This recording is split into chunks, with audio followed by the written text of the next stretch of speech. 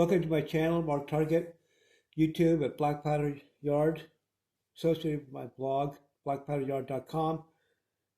I've got my 1858 Army target in my gun clamp over the chronograph with a laser set up target. Here we go.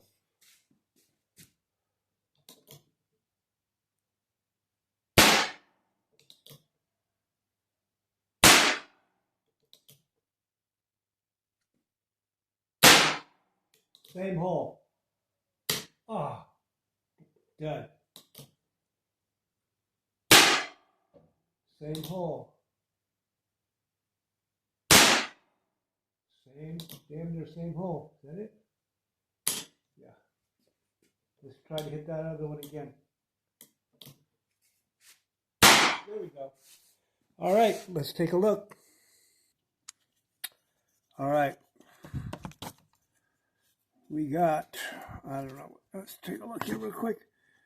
32, what's that, an inch? Maybe inch and a quarter, that's about it. Let's look at the chrono. So that's some of the numbers I've been expecting all along and some of the results. 36 standard deviation, the spread 109.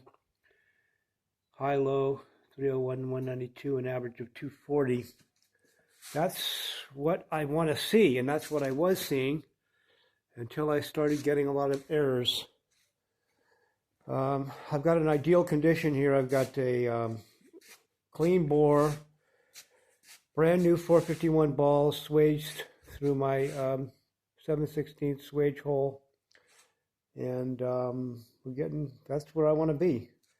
I should be able to get the same result by using recovered round balls.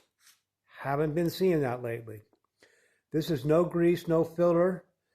Again, the 451 new balls are swaged and then forced down to the bottom of the cylinder. The load is 5 grains of Pyrodex P. So that should do it for today, and thank you for watching.